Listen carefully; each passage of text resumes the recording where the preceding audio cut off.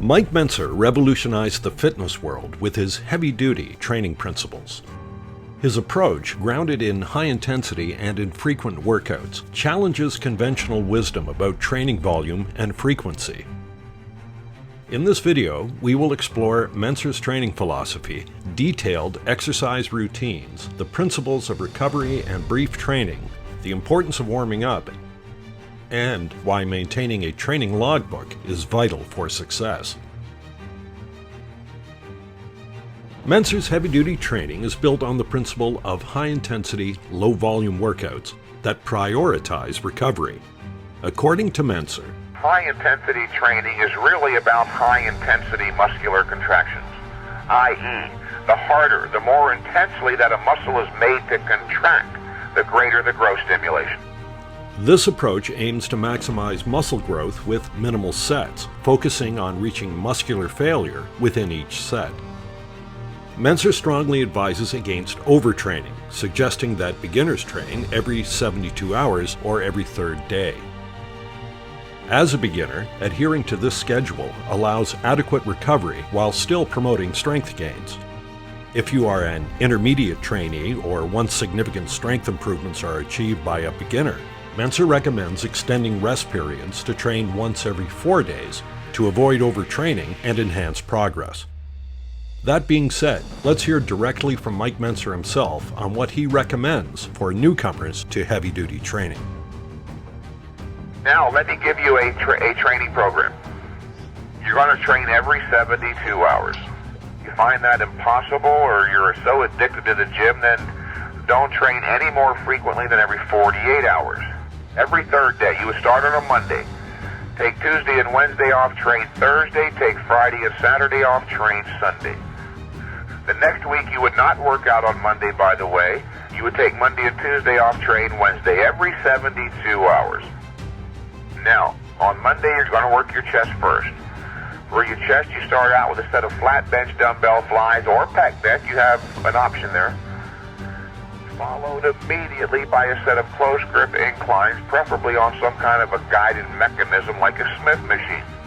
When I say close, I mean slightly closer than shoulder width. What should be wide are not your hands, but your elbows. Your elbows should be flared back away from your torso towards yours. Take your arms and place them out in front of you as in a wide grip bench press position. Now, without moving them, try to flex your pecs. Now, move your arms towards a close grip position, and without moving them, try to flex your pecs. Where do you get a better contraction? Closer. Also, with a guided mechanism, none of your effort or focus is diverted into coordinating and balancing the weight. All of your effort goes into moving the resistance and achieving a high-intensity contraction.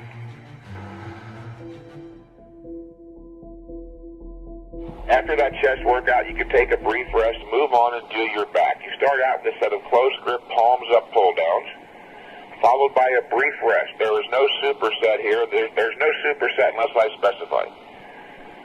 Take a brief rest after the close grip, palms up, pull downs. Do a set of either bent over barbell rows. If that bothers your lower back, then use some kind of a seated machine row or one-arm dumbbell rows. Followed by a brief rest and a set of shrugs, preferably on one of those universal type bench press machines where you can stand in the middle of the two handles. If you don't have one of those, use dumbbells. If you don't have heavy enough dumbbells, use a barbell. That's your first day's workout. Only 5 sets total. Is that enough, you might be wondering? Well, you won't know until the next time you do that workout. How do we evaluate progress? In terms of strength increases. You will be stronger on your next workout, I can almost guarantee you with 100% certainty. You take Tuesday and Wednesday off, and on Thursday you do your shoulders and arms. For your shoulders, you do a set of dumbbell laterals or Nautilus shoulder laterals, which is the best by far without a doubt. If you don't have the Nautilus shoulder lateral, you're probably best off using dumbbells. The Nautilus shoulder lateral is very good. But like any other tool, if you don't use it properly, you won't get full benefit. You've got to be very careful there and make sure that you set the seat at the right height. You set your seat on that Nautilus shoulder lateral machine so that when you look over either your left or right shoulder, you see that the center of your shoulder is in line with the center of the Nautilus cam, which will be designated by a red dot or a raised portion on the plastic. And keep your elbows as far back as you can. Write that down a lot. Keep the elbows pulled back, way back. After you do your laterals, you take a brief rest to move on to do your rear delts. For your rear delts, I would suggest if you have one available, you use the pec deck in reverse. Work your rear delts on the pec deck sitting in there backwards. Now, if you're going to use that pec deck, make sure you put your arms in there properly. The triceps should be on the pads, not the top of the arms or the forearms. That'll work your lateral deltoid again. In other words, you want your arms kind of bent downwards. So your arms are parallel to the ground with your elbows and triceps against the pads. That'll work your rear delts. After that, you take a brief rest, move on and do a set of straight bar. Never do easy curl bar. A set of straight bar barbell curls. Take another brief rest. After the biceps, you move on and do a set of tricep press downs followed by dips. 2%. Okay, that's your second day's workout. Then you take Friday and Saturday off, and on Sunday you do your legs. For your legs, you do a set of leg extensions followed immediately by a set of leg presses, superset fashion. If you have one available, and not many gyms do these days, use the vertical leg press, the one that's straight up and down. Those angled leg presses are newfangled devices, and they actually represent a step backwards in workout efficiency. But most people think if something is new, it has to be better. Then you take a brief rest, move on to do a set of leg curls. Okay, after the leg curls, you take a brief rest, move on to do a set of calf raises, standing calf. Now, I'm going to suggest for the next month or two you don't do any abdominal work for the following reason. This program will at least maintain your existing abdominal condition, even improve it. I have some clients who literally complain after every tricep workout with those press downs they have sore abs. This program is designed to marshal all of your body's energy and resources onto the side of growth and strength increases in your major muscle groups. First of all, weight selection and reps. Select a weight for each exercise that lets you do about 6 to 10 reps in reasonably strict fashion. As you grow stronger and find that you're able to do more than 10 reps, increase the weight by 10 to 20% or any amount you believe necessary so you're back to about 6 to 10 again. And I say about. Of course, there are going to be those workouts where you misjudge. There may be a workout, for instance, when you're doing curls, and by the 8th rep, you clearly recognize you're not going to fail at 10, but maybe 13. That's fine. The intensity is still high. As long as you go to failure, the intensity is maximum, but the forces are lower. High-intensity, low-force exercise can be very productive. Where you're doubtful or you're reluctant, and I know that one's going to go 8 to 12. And as a matter of fact, with leg presses, you can do 10 to 15 for sure. I have several real strong clients who are using the whole weight stack on the Nautilus leg press. They're doing up to 70 reps. That's strong. Not only is it strong, but it's reflective of a tremendously conditioned athlete. I've had a couple of 3 guys do as many as 30 reps on the Nautilus leg extension with the whole stack, then with almost no rest, do the leg press with 510 pounds, which is quite heavy, the different kind of a weight stack, for 70 reps. Now perform all of your reps in reasonably strict fashion. Reasonably strict fashion. Don't bounce, jerk, yank, or thrust the weights to get them started or to keep them moving. Lift, hold, and lower under control. Remember, high-intensity training technically is about high-intensity muscular contractions. In other words, the harder that the muscle itself is made to work, the more severe the contraction, the greater the growth stimulation.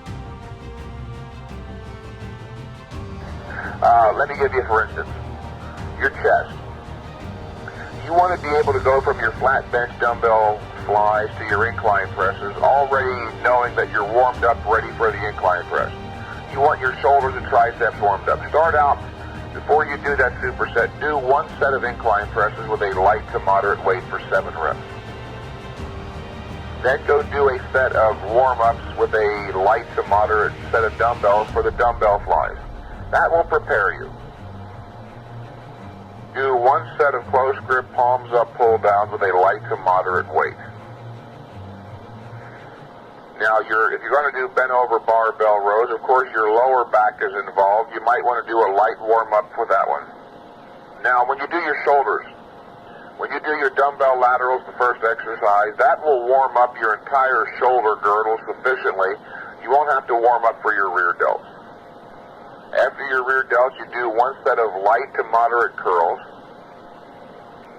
And you won't have to warm up for your triceps because your triceps will be warmed up sufficiently from your shoulder work. Your rear delts involve your triceps to a considerable extent. I would warm up on the leg press first. You want to warm up not just your legs, so your hips and lower back.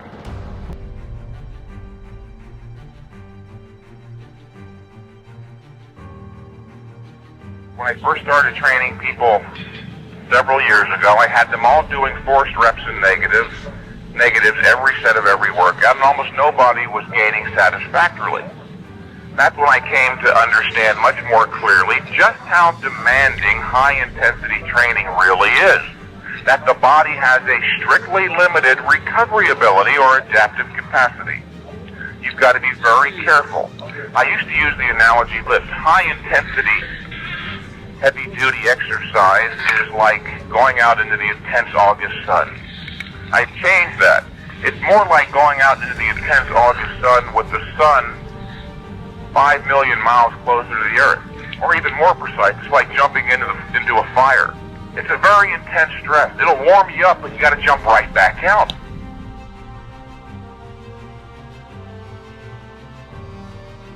Yeah, now I want you to keep a progress chart. This is very important. Remember, when you're doing this thing right, you'll be getting stronger, if not every set of every exercise, every workout, then damn near. You got to keep an accurate progress chart so that you can monitor your progress and know that you're trained properly. In other words, I can't guarantee you 100% that this given training protocol is exactly what you need in terms of volume and frequency. Only if there was a God could he look inside your DNA and say, you've got to train once every 59 and a half hours. Any more, any less will compromise your progress. We do know that the theory is universally valid. Every human being requires intense, brief, and infrequent training. What we don't know at the outset for everyone is just how brief or just how infrequent. Okay? Keep a progress chart.